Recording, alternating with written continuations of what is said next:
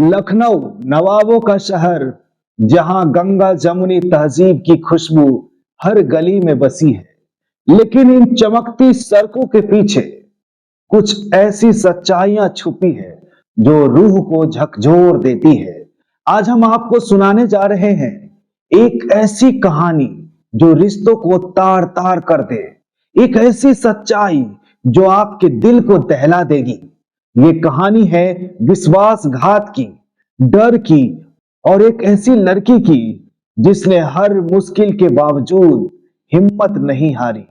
ये कहानी शुरू होती है जनवरी 2025 में, लखनऊ के पारा इलाके में, जहां एक साधारण परिवार रहता था। एक ऐसी लड़की जिसके सपने बिल्कुल आपके और हमारे जैसे थे, लेकिन उसकी जिंदगी में जो तूफान आया जिसकी उसने कभी कल्पना भी नहीं की थी। वो रात थी जनवरी 2025 की। घर में सन्नाटा था। अब्बा और अम्मी अपने कमरे में सो चुके थे, लेकिन पीड़िता फातिमा खातून का बड़ा भाई मोहम्मद सुहैल, वो जिसे उसका रक्षक होना चाहिए था, उसने वो गुनाह किया जिसने भाई बहन के रिश्ते को कलंकित कर दिया। उसने अपनी ही बहन की इज्जत को तार तार कर दिया। वो रात उसकी जिंदगी का सबसे काली रात बन गई। जब फातिमा देर रात अपने कमरे में गहरी नींद में सो रही होती है, उसका सगा भाईजान सुहैल अचानक कमरे में दाखिल होता है। फातिमा को एहसास होता है कि कोई उसके कमरे में है। पल भर के लिए उसकी नींद खुलती है। वह इधर उधर देखती है, लेकिन कोई नजर नहीं आता है। शायद सुहैल उसी के पलंग के नीचे छुप जाता है। बहन को लगता है कि शायद बिल्ली होगी।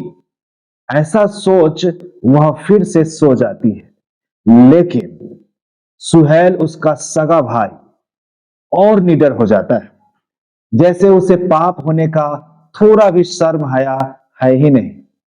उसे थोड़ा भी इस बात का एहसास नहीं होता है कि अल्लाह उसे देख रहे हैं और जन्नत में वो इन सब का हिसाब जरूर करेंगे। वो तो बस किसी भी तरह से अपना हवस मिटाना चाहता है। वह पूरी निडरता के साथ आगे बढ़ता है और अपनी बहन के सिरहाने में बैठकर उसके नरम और मखमली बालों से खेलने लगता है। बहन खर्राटे मारते हुए सोई रहती है। ठीक उसी का फायदा सुहैल उठाना चाहता है। वह जैसे ही अपना हाथ अपनी बहन फातिमा के सलवार के अंदर डालता है, उसी वक्त बहन अचानक उठ बैठती है। उसका दिल डर के मारे जोर जोर से धड़कने लगता है। वह जैसे ही चिल्लाना चाहती है कि सुहैल जल्दी से उसका मुंह अपनी हथेली से दबा देता है और फातिमा से शांत रहने के लिए गुजारिश करने लगता है। सुहैल उसे धमकी देता है कि अगर वह चिल्लाई और अब्बा अम्मी को पता चला तो वह उसे जान से मार डालेगा। उस रात सुहैल ने किसी तरह से अपनी बहन के आवाज को दबा देता है। फातिमा डर के मारे सिसकियां लेते हुए फिर से सोने लगती है। सुहैल भी अपने बिस्तर पे चला जाता है, लेकिन उसे अभी भी नींद नहीं आ रही थी, क्योंकि उसके जहन में अभी भी बहन के साथ मुंह काला करने का हवस सवार होता है। इसीलिए उसे दोबारा नींद नहीं आती है। वह हवस के आग में सुलगने लगता है। वह फिर से अपनी बिछावन छोड़कर धीरे धीरे अपनी बहन फातिमा के कमरे में दाखिल हो जाता है और इस बार वो पूरे हिम्मत करके उसके बगल में सो जाता है। ऐसे तो दिन भर फातिमा बुर्के में रहती है। उसका गोरा और खूबसूरत बदन कोई नहीं देख पाता है, यहां तक कि उसके अब्बू और भाईजान भी नहीं। लेकिन उस रात नाइट बल्ब के हल्के प्रकाश में वह काफी खूबसूरत लग रही थी। उसका भाईजान उसकी खूबसूरती पे इस कदर फिदा था कि वह भूल गया कि फातिमा उसकी अपनी सगी बहन है, यानी खून की रिश्ते में है। वह अब इतना बेचैन हो जाता है कि कल क्या होगा घर और बाहर के लोग उन्हें क्या कहेंगे, कोर्ट और पुलिस थाने उन्हें क्या सजा देंगे, उसके अब्बू अम्मी की कितनी बदनामी होगी, इन बातों का उसके ऊपर कोई प्रभाव नहीं पड़ता है। वह तो बस अपनी धुन में था। उसके हवस अब उसके नियंत्रण से बाहर था। वह ठान लिया, चाहे जो हो जाए, आज रात वह सब कुछ करके ही मानेगा। और फिर क्या था, वह अचानक अपने दोनों बाहों में अपनी सगी बहन को कसकर पकड़ लेता है।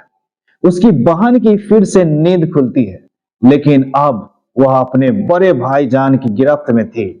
उसकी गिरफ्त से बाहर आना नामुमकिन था। वह बार बार चिल्लाने की कोशिश करती है, लेकिन सुहेल हर बार उसकी मुंह दबा देता है, जिससे उसकी चीखने की आवाज बाहर नहीं निकल पाती है। और तो और सुहेल धमकी देता है कि अगर वह चिल्लाई और उसके अब्बू अम्मी को पता चला तो वह उसे जान से मार डालेगा। इस बात से फातिमा डर जाती है और चुपचाप अपने भाई को वो सब कुछ करने देती है जो वह करना चाहता है। लेकिन ये उसकी आखिरी नहीं, बल्कि पहली रात थी जब उसे अपने भाई के साथ इस पाप को सहना पड़ा। दोस्तों, उस रात के बाद अब यह सिलसिला हर रात की कहानी बन जाती है। फातिमा घुट घुट कर जीने पे मजबूर होती है। एक दिन उसने हिम्मत जुटाई, अपने माँ बाप को बताया कि उसके साथ क्या हुआ था, लेकिन जो जवाब उसे मिला वो और भी दिल दहला देने वाला था। उसकी अम्मी जान ने उसकी तकलीफ समझने के बजाय उसे ही डांटा, चुप रह, समाज क्या कहेगा, हमारी इज्जत का क्या होगा।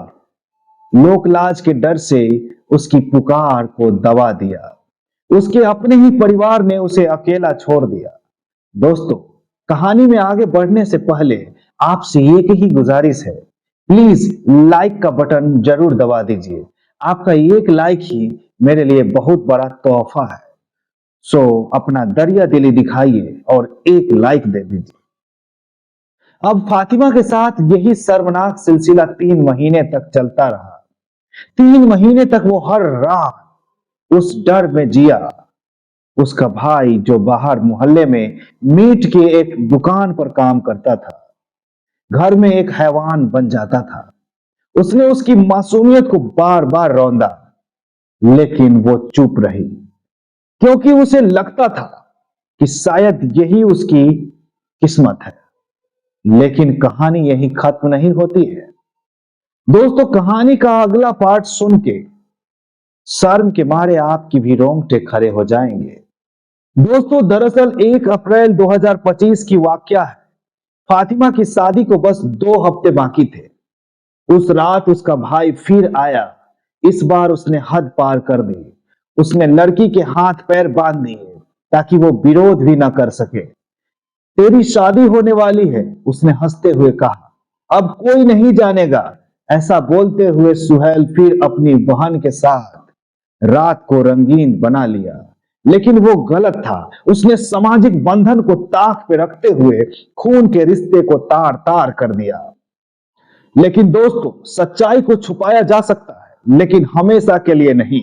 एक दिन जमाने को सच्चाई पता चल ही जाती है। वही हुआ।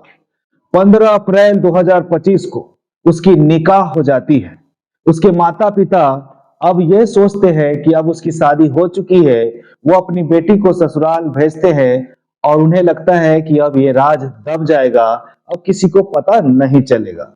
लेकिन सच्चाई की अपनी ताकत होती है। वो बाहर आने का रास्ता ढूंढ ही लेते हैं। उसकी शादी के 2 हफ्ते बाद उसकी तबीयत बिगड़ने लगती है। उल्टियां होती है। वह काफी कमजोर महसूस करने लगती है। उसका पति चिंतित हो जाता है। उसे तुरंत डॉक्टर के पास ले जाता है। घर वाले को लगता है शायद कोई छोटी मोटी बीमारी होगी, लेकिन डॉक्टर की जांच में जो हकीकत पता चलता है वो उसके परिवार वालों के पैरों के नीचे से जमीन खिसका देता है। फातिमा गर्भवती थी। 1-2 महीने की नहीं, बल्कि पूरे 3 महीने की। ये कैसे मुमकिन था? शादी को तो बस 2 हफ्ते हुए थे। कमरे में सन्नाटा छा गया। ससुराल वालों ने सवाल किया। पति ने उसकी ओर देखा, जवाब मांगा। उस पल उस लड़की का दिल डूब रहा था, लेकिन अब और चुप रहना मुमकिन नहीं था। उसकी हालात खराब होती जा रही थी। डर के मारे उसके हाथ पांव कांप रहे थे, लेकिन अब वो करे तो क्या करे। अब वो धर्म संकट में फंस चुकी थी। उसने हिम्मत जुटाई। आंसुओं के बीच उसने अपनी सास को सारी सच्चाई बता दी। उसका भाई, उसके 3 महीने का जुल्म और उसके मां बाप की खामोशी। लेकिन उसकी सास ने उसे गला लगाया। बेटी, तुम अकेली नहीं हो, उसने कहा, हम तुम्हारे साथ हैं। अब इंसाफ होगा। उसके ससुराल वालों ने उसे वो हिम्मत दी जो उसके अपने परिवार के लोगों ने नहीं दिया था। उसके पति ने कहा, हम ये गुनाह छुपने नहीं देंगे। उसकी सास, एक मजबूत औरत ने उसे थाने ले जाने का फैसला किया, लेकिन रास्ता आसान नहीं था। जब उसके मां बाप को पता चला कि वो पुलिस के पास जा रही है, उन्होंने ससुराल वालों को धमकी दी, हम तुम पर दहेज का केस करेंगे। उन्होंने कहा, लेकिन इस बार वो लड़की डरी नहीं। उसने फैसला कर लिया था, अब बस इंसाफ चाहिए। दोस्तों, ये कहानी यही खत्म नहीं होती। एक्चुअली 1 मई 2025 को वो अपने पति और सास के साथ पारा थाने पहुंचती है। वो अपने भाई के खिलाफ रेप का मुकदमा दर्ज कराती है। अपने मां बाप के खिलाफ धमकी का केस पुलिस ने तुरंत कार्रवाई की। उसका भाई, जो बुद्धेश्वर चौराहे की मीट की दुकान पर काम करता था, उसे वहीं से गिरफ्तार कर लिया और उसे जेल भेज दिया गया। उसका आतंक खत्म हो गया। ये कहानी सिर्फ दर्द की नहीं, ये कहानी एक ऐसी लड़की की है जिसने अपने दुख को अपनी ताकत बनाया। एक ऐसी सास की है जिसने अपनी बहू को बेटी की तरह गले लगाया, और एक ऐसे परिवार की जिसने इंसाफ के लिए समाज की परवाह नहीं की। लेकिन सवाल यह है, ऐसी कितनी और कहानियां अभी भी छुपी है, दबी है। कितनी और लड़कियां अपने दर्द को दिल में दबाए जा रही है। समाज का डर, परिवार की इज्जत, क्या ये सब एक लड़की की जिंदगी से ज्यादा कीमती है? अगर ये कहानी आपके दिल को छू गई तो लाइक बटन दबाएं ताकि और लोग इस सच्चाई को जानें। हमारे चैनल को सब्सक्राइब करें और कमेंट में बताएं आपको इस केस के बारे में क्या लगता है। क्या समाज को बदलने की जरूरत है? आइए हम लोग कमेंट बॉक्स में इस मुद्दे पे बातें शुरू करें। और हाँ, अगर आप या कोई आपका जानने वाला ऐसी स्थिति में है तो चुप न रहे, मदद मांगे, क्योंकि आपकी साहस भरी आवाज केवल आपको ही नहीं बल्कि पूरे समाज को अपराध के दलदल से बाहर निकलने में मदद करेगी। जाते जाते बस यही कहूंगा कि बढ़ती हुई अपराध की दुनिया में अपना और अपने परिवार का विशेष ध्यान रखें। मुस्कुराते रहें, हंसते रहें और क्राइम रिकॉर्ड चैनल के साथ बने रहें। इसके लिए आपको बहुत बहुत धन्यवाद। Bye bye. जय हिंद।